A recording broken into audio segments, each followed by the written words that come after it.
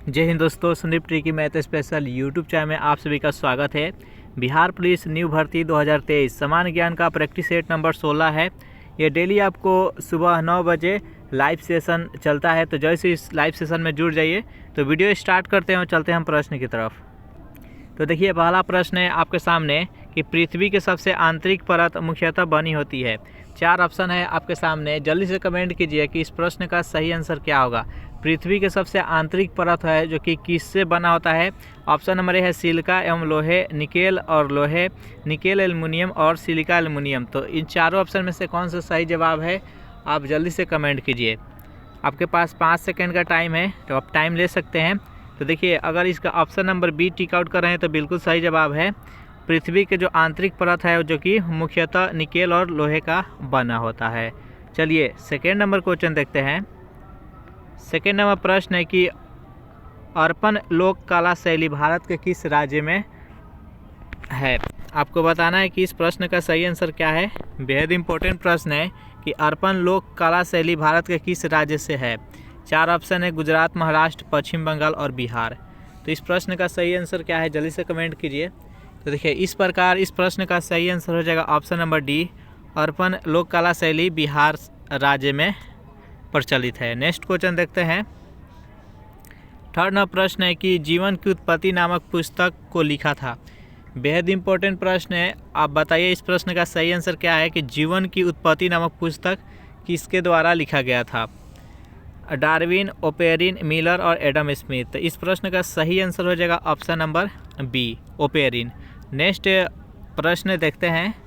4 number प्रश्न है आपके सामने कि बिहार में वाल्मीकि राष्ट्रीय उद्यान की स्थापना किस वर्ष हुई थी। बेहद इंपॉर्टेंट प्रश्न है। बिहार में एक वाल्मीकि राष्ट्रीय उद्यान है जो कि पश्चिमी चंपारण में है। तो बताना है इसको कि इसका स्थापना किस वर्ष की गई थी। तो इस प्रश्न का सही आंसर हो जाएगा option number B, 1989। Next question देखते हैं। ये प्रीवियस ईयर बिहार में भी प्रश्न पूछा गया था, बिहार पुलिस और फायर मैन में, कि सेरीकल्चर का संबंध किससे है। बेहद इंपॉर्टेंट प्रश्न है। जो सेरीकल्चर है किससे है, लाख से, रेशम कीट से, मधुमक्खी और मछली से।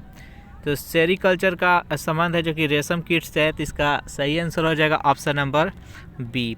नेक्स्ट यहाँ पर प्रश्न देखते हैं। 6 नंबर प्रश्न है कि देश में ई भंडार प्रणाली लागू करने वाला पहला राज्य कौन सा है। देखिए, ई भंडार प्रणाली लागू करने वाला कौन सा राज्य है आपको बताना है। 4 ऑप्शन है, असम, बिहार, केरल, झारखंड। तो इसमें सही आंसर हो जाएगा ऑप्शन नंबर बी, सर्वप्रथम बिहार था जो कि ई भंडार प्रणाली लागू किया था। नेक्स्ट क्वेश्चन देखते हैं। 7 नंबर प्रश्न है कि समुद्र तल से बिहार की ऊंचाई क्या है। देखिए, भूभाग पर किसी भी चीज़ का ऊंचाई लेते हैं तो वह समुद्र तल से लेते हैं, क्योंकि समुद्र तल सभी जगह समान हाइट होता है। तो यहाँ पर बताना है कि समुद्र तल से बिहार की हाइट कितनी पर है। तो इसमें कौन सा सही आंसर है, जल्दी से कमेंट कीजिए। तो देखिए, इस प्रश्न का सही आंसर हो जाएगा option number D, 173 feet. Next question देखते हैं। 8 नंबर प्रश्न की पटना का स्थानीय समय है। यानी देखिए, भारत में कोई भी समय लिया जाता है तो इलाहाबाद को उसको मुख्य केंद्र माना गया है। तो आपको बताना है कि पटना का स्थानीय समय मुख्य जो मानक समय है उससे कितना आगे है, पीछे आपको बताना है। तो देखिए, जो पटना स्थित है इलाहाबाद से, वो पूर्व दिशा में स्थित है। तो पूर्व दिशा में आप जितने भी आगे बढ़िएगा तो समय यहाँ पर आगे दिखाएगा। तो इस प्रश्न का सही आंसर हो जाएगा कि भारतीय मानक समय से आगे है। तो इसका राइट आंसर है ऑप्शन नंबर ए। नेक्स्ट यहाँ पर क्वेश्चन है 9 नंबर कि कलरव है। कलरव क्या है आपको बताना है। बिहार का पहला राजकीय पक्षी उत्सव है, बिहार का एक पक्षी अभयारण्य है, चिड़ियाघर है कि गंगा के मैदान की पुरानी कछारी मिट्टी है।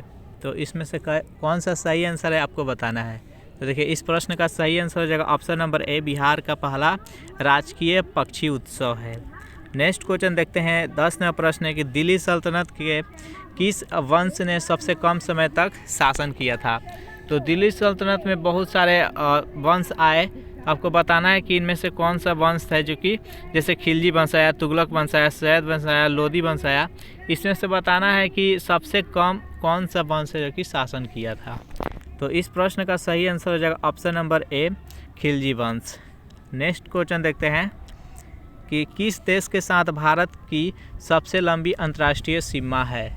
आपको बताना है। देखिए भारत से कौन कौन सा देश सटा है, तो पाकिस्तान है, अफ़गानिस्तान है, चीन है, तिब्बत है, भूटान है, नेपाल है, म्यांमार है, बांग्लादेश है। ये सब कंट्री है जो कि भारत से सीमा बनाता है। तो बताना है कि सबसे ज़्यादा अंतर्राष्ट्रीय सीमा कौन सा देश के साथ भारत साझा करता है। तो देखिए सबसे ज़्यादा हो जाएगा option number C, Bangladesh. Next question देखते हैं। प्रश्न यहाँ पर है 12 नंबर की, किस अनुच्छेद के तहत भारत में राष्ट्रीय वित्तीय आपातकाल घोषित कर सकता है। देखिए भारत में जो वित्तीय आपातकाल घोषित किया जाता है तो किस अनुच्छेद के तहत आपको बताना है। 4 ऑप्शन है। तो देखिए इस प्रश्न का सही आंसर हो जाएगा ऑप्शन नंबर सी, अनुच्छेद 360। नेक्स्ट क्वेश्चन देखते हैं। 13वां प्रश्न है कि वह काल्पनिक रेखा जो पृथ्वी के 2 भागों में बांटती है क्या कहलाती है। जो पृथ्वी का पृथ्वी होता है वो गोलाकार है, उसको 2 बराबर भागों में बांटती है, उस रेखा को क्या बोलते हैं। तो उस रेखा को हम बोलते हैं भूमध्य रेखा, यानी इसको भूमध्य यानी इस भूमि को 2 भागों में बांटता है। तो इसका राइट आंसर हो जाएगा ऑप्शन नंबर ए। नेक्स्ट यहाँ पर 14वां प्रश्न है कि मंगल एवं बृहस्पति ग्रह के मध्य सूर्य की परिक्रमा करने वाले खगोलीय पिंड को कहते हैं। देखिए ये सूर्य है, सूर्य और मंगल और बृहस्पति ये दोनों है जो कि सूर्य को चक्कर लगाता है। अब ये चक्कर लगाता है और इसी के मध्य में एक छोटा छोटा होता है वो भी चक्कर लगाता है। तो आपको बताना है कि उसको क्या बोलते हैं। धूमकेतु, उल्का पिंड, उल्का और क्षुद्र ग्रह। तो जो मंगल और बृहस्पति के बीच में जो छोटा छोटा होता है वो चक्कर लगाता है वो भी साथ साथ, तो उसको हम क्षुद्र ग्रह बोलते हैं। तो इसका राइट आंसर हो जाएगा option number D. Next question देखते हैं। 15वां प्रश्न है कि बायकोम सत्याग्रह 1924 से 1925 में कहाँ चलाया गया था। बेहद इम्पोर्टेंट प्रश्न है कि यहाँ पर बायकोम सत्याग्रह है जो कि कितने से कितने बीच में चलाया गया था। तो 1924 से लेकर 1925 21 राज्य में चलाया गया था, ये आपको बताना है। 4 ऑप्शन है, केरल, तमिलनाडु, कर्नाटक और आंध्र प्रदेश। तो ये केरल में चलाया गया था। तो इस प्रश्न का सही आंसर हो जाएगा ऑप्शन नंबर ए। नेक्स्ट यहाँ पर 16वां प्रश्न है कि किस वायसराय के शासनकाल में पहला फैक्ट्री अधिनियम पारित किया गया है।